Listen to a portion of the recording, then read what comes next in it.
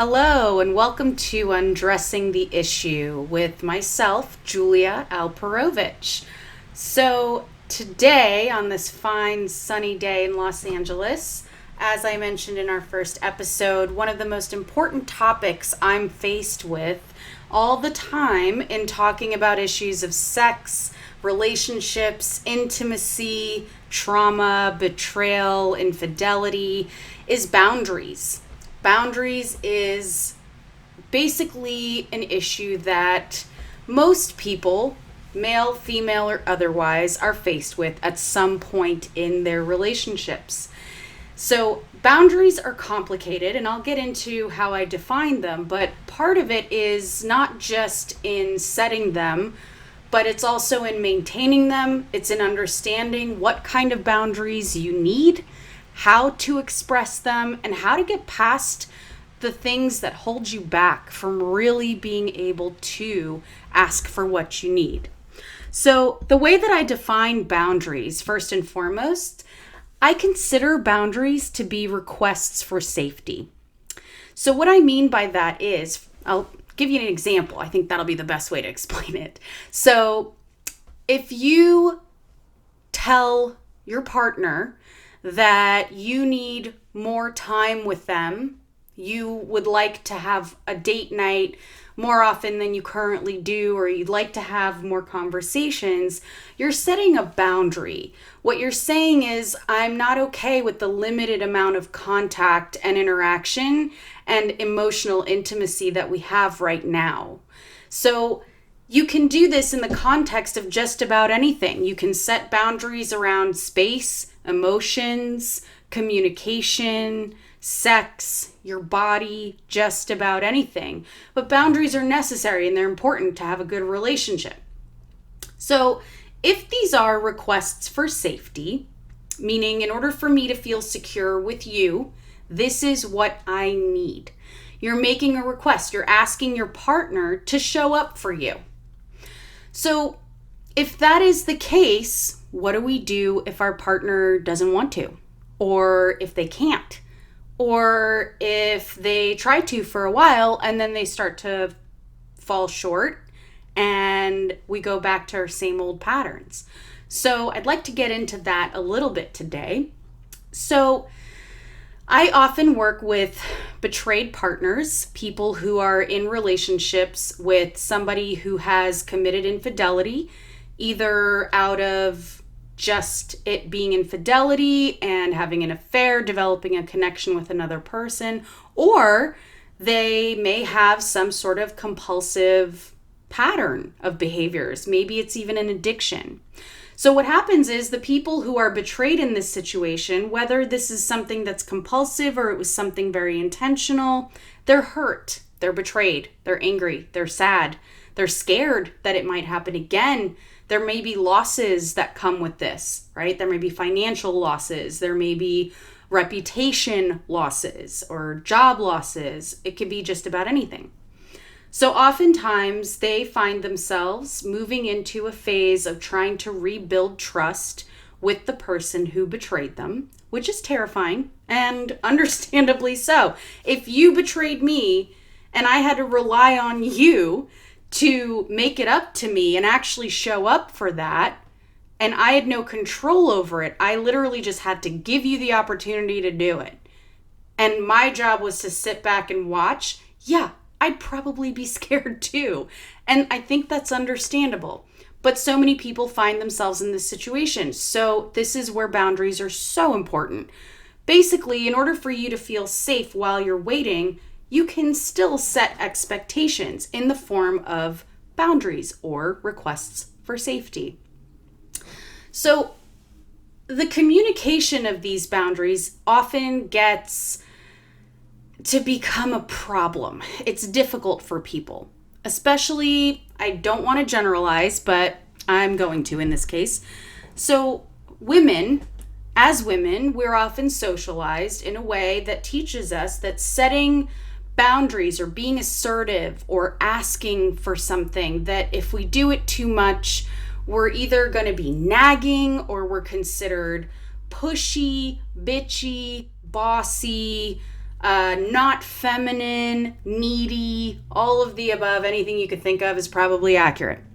So this often interferes with a woman's ability to ask for what she needs. I don't want to be a nag. I don't want to be that annoying voice in my partner's head that's always going, well, I need this and I need that. Well, the reality is you do need things and it's okay to need them.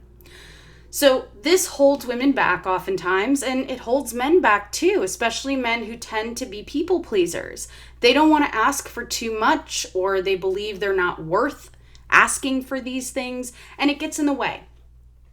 So here's what I tell these people.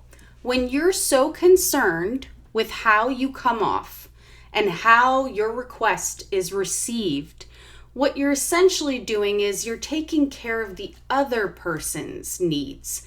You're taking care of their emotional safety. You're doing your darndest to not disrupt their ability to feel comfortable, to feel at ease, and to not have too much demanded of them. You're taking care of their emotional safety. And here's the kicker. You're doing this at the expense of your own safety, which is always going to leave you feeling less than. And that's a shitty feeling. So this is why boundaries are super important. When we don't ask for what we need, we then become resentful because we're not having our needs met. But you can't be resentful if you never asked for it. That's on you. So this is why we get into these little complications and snafus in coupleships around boundaries and communication of them. The reality is, if you're asking for something, it doesn't make you needy or a nag. All it says is you're in a partnership and you need your partner to show up for you, which is a reasonable need. You're not asking for the moon and the stars here. All you're saying is, I'm feeling a certain way and I could easily be reassured around this if I just got a little bit of X, Y, and Z from you, right? If there's been infidelity, if there's been a breach of trust, maybe that request is for transparency. I need to know where you are. I need to know who you're with. I need you to be willing to share with me. I often tell couples who are in this situation, who've been through infidelity and a breach of trust, that basically the key ingredient to them rebuilding their trust and repairing the relationship is for the person who committed the betrayal to offer consistent, voluntary transparency over an extended period of time. It's these 4 things that constitute repair that will help the betrayed partner build confidence and trust again. When I see that my other person, my partner, not my other half, your other person is not your other half. You are a whole in yourself. They are your partner. So I will never call them my other half.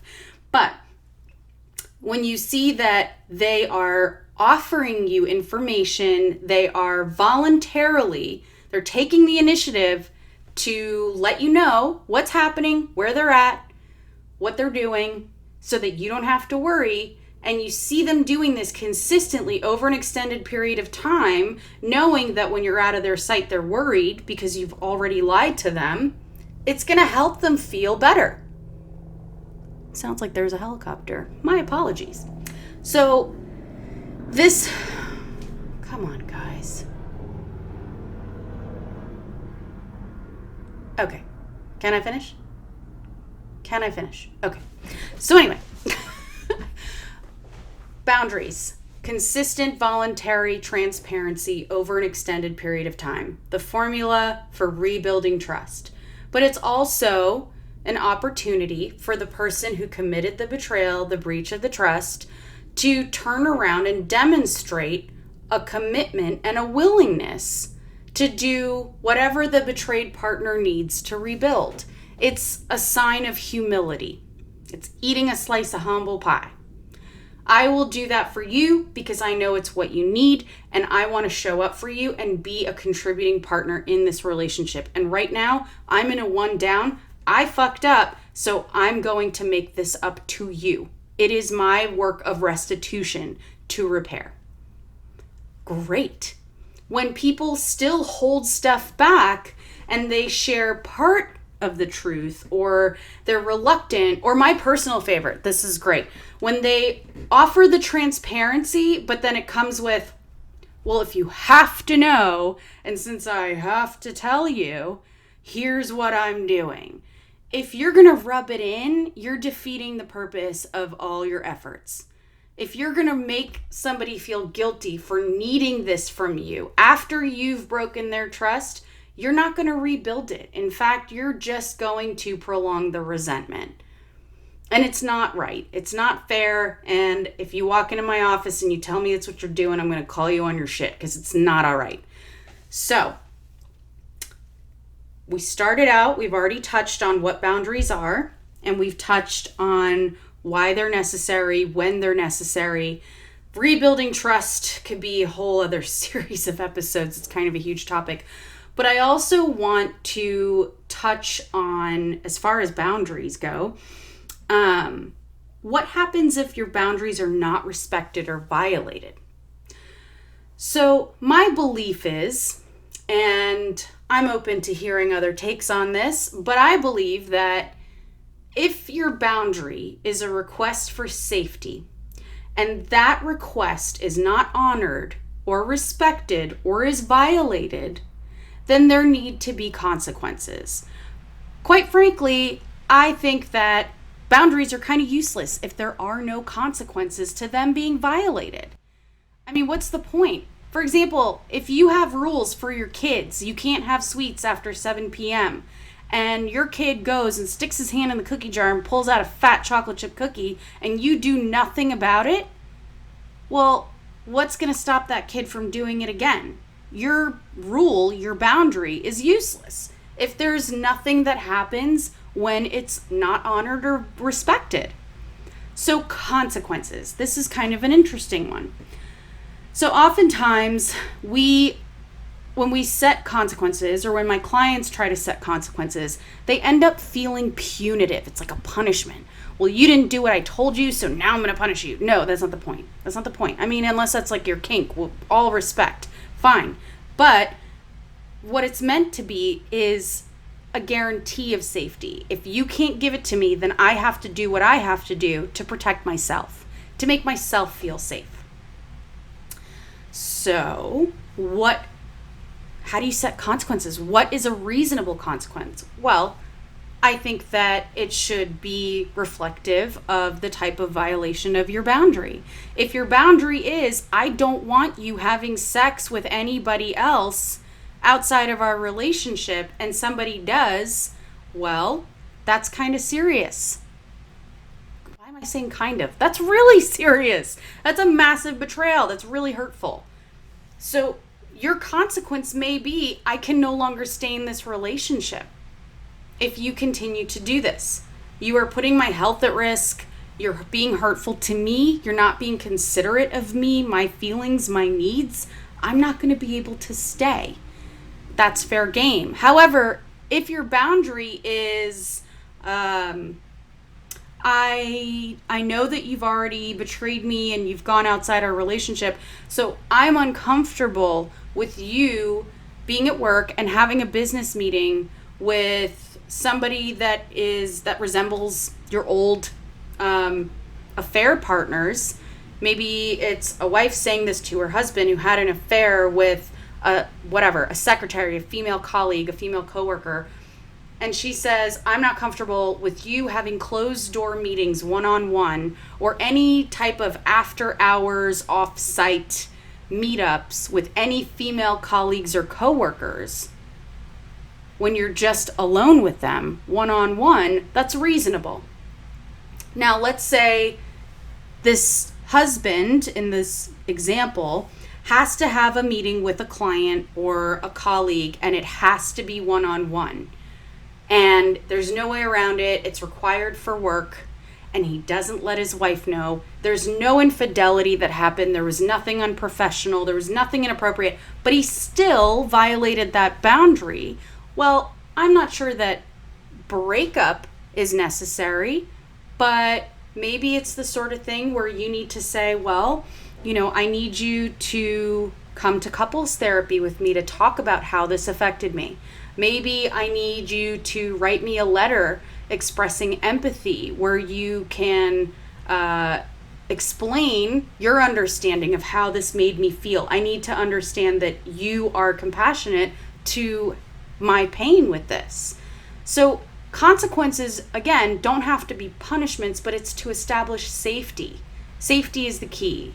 I preach about safety all the time, and that doesn't just mean, suicide risk or homicide risk. It means emotional safety too. Feeling secure in your relationship, in your attachment, in your bond with your partner, that also constitutes safety. That's emotional safety.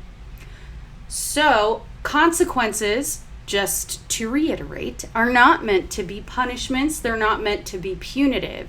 It's purely to, in some way, to some degree, guarantee your safety when your request for safety prior to that, your boundary, was either not honored or violated.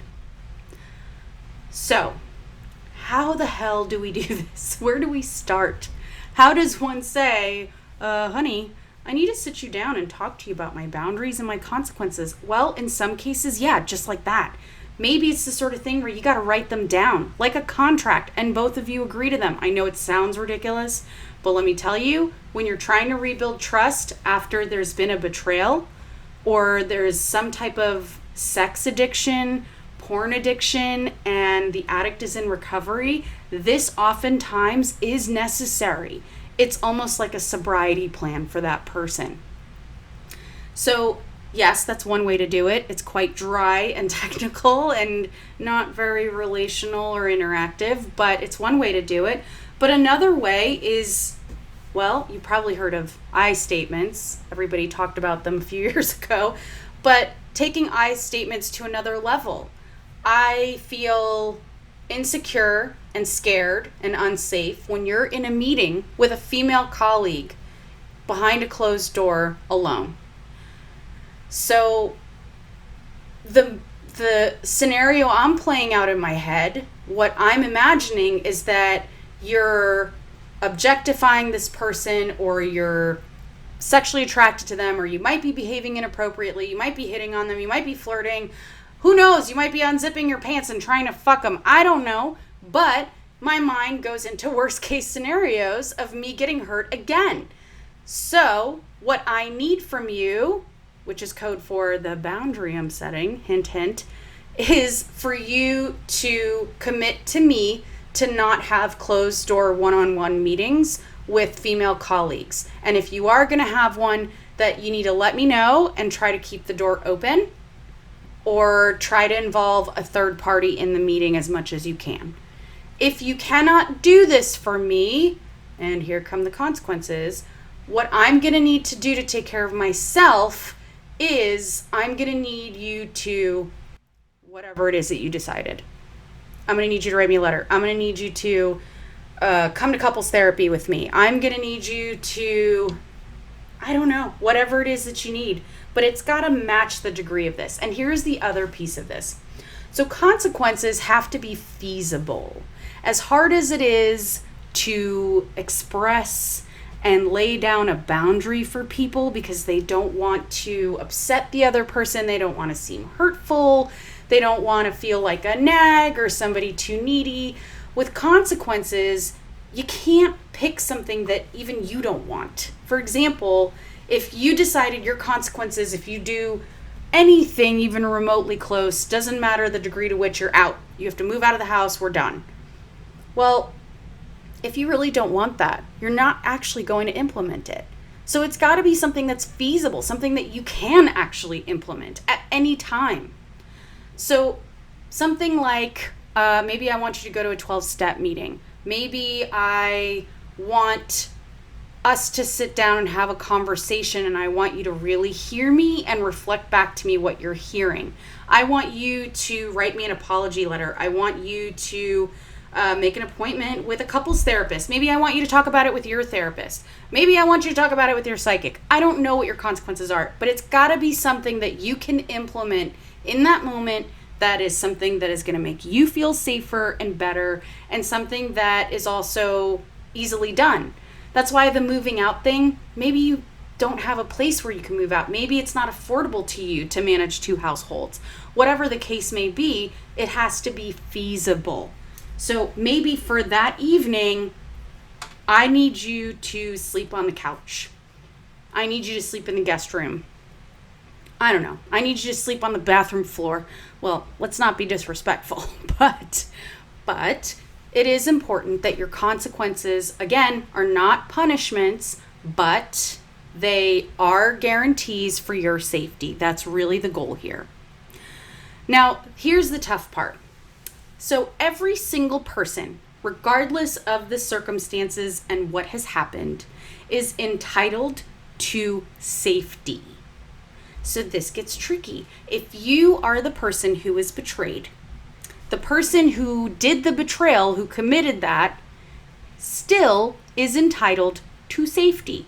Just because you're hurt and angry and betrayed doesn't buy you the right to be abusive to them and to compromise their safety. So, I consider everything from name calling, threatening physical harm, degrading, demeaning, taunting, bullying, even enacting physical harm or violence. All of this is abusive. So just because somebody cheated on you and you're hurt and you're betrayed and you're pissed off and whatever else, doesn't mean you can turn around and call them every name under the sun. You're a lying sack of shit. You're a fucking asshole. You're useless. You ruined my life. I fucking hate you. All of that stuff. I'm using this as examples because I've heard it repeatedly, and it is not okay. Not only is it abusive to that person, and they are entitled to safety and to have boundaries, they can say to you, I'm not comfortable with you speaking to me that way. I understand you're upset and you have every right to be, but I'm also not feeling safe with you right now to talk to you or to provide you with any reassurance in this moment. I want to help you, but right now I can't. So there's that piece. But the other piece is you're not helping yourself. You're not helping yourself heal. If you've attached all these names and labels to this person, you're going to look at them a certain way. And if your goal is to rebuild trust and repair the relationship, you probably don't want to go forward looking at your partner as a lying sack of shit. That's not helpful. Instead, this is a person who hurt me. This is a person who betrayed me. This is somebody who really, really upset me and disrespected me and humiliated me 100%. Yes, you are spot on. No argument there. But listen, 2 wrongs don't make a right. Just because this person acted that way doesn't mean that you now have the right or the ability or the justification to do the same thing back to them. So, to reiterate, to review, just because you've been hurt and betrayed doesn't buy you the right to be an asshole. Okay. So what I'm saying is the person who committed the betrayal also has every right to set boundaries, to communicate their needs for safety. And this can be tough when you've been hurt by them and you feel you are owed restitution, and you are. But if you're working on that, and if you really want this person to show up in that way, they're not going to feel terribly inclined when you treat them like shit. I don't know about you, but when somebody is mean to me, I don't really feel the urge to do much of anything for them in any way. So you got to remember that. You can't expect this person to just bend over and take it just because they've hurt you, and then to turn around after taking it and go take care of you. No, they're going to be hurt too. And now you've got this tension and this resentment in between the two of you, which is not helpful for your ultimate goal of repairing and rebuilding. So, moral of the story of all of this, my rant about boundaries, is that they're so important. They are so valuable. They are necessary for a relationship to be healthy. That is the bottom line. You have to have boundaries. You have to have safety. And you also should have consequences for when your boundaries are not honored that fit the violation of them. So if it's a small violation or it's somebody that forgot, it doesn't mean that you have to go all the way to the other side of the spectrum with what you ask for a consequence. They have to be matching. And everybody, regardless of their actions, regardless of what they've done, everybody is entitled to boundaries and to safety. As difficult as it may be when you're hurt, it is still your job to respect those if you want to remain in this relationship. And even if you don't, again, still doesn't mean you could be abusive. I mean, we all have to be good people. So that means we're not just going around treating people poorly and being hurtful and acting like assholes. I mean, that's a whole separate episode. How to be a good person. I feel like this is kind of basic. But boundaries are necessary for a healthy relationship. Everybody's entitled to them, and they relate back to safety. I'd like to go further in depth on this topic and give you some examples in some later episodes, but I'm hoping that this is a good starting point for you. Once again, thank you for listening to Julia Alperovich, me, and my podcast, Undressing the Issue.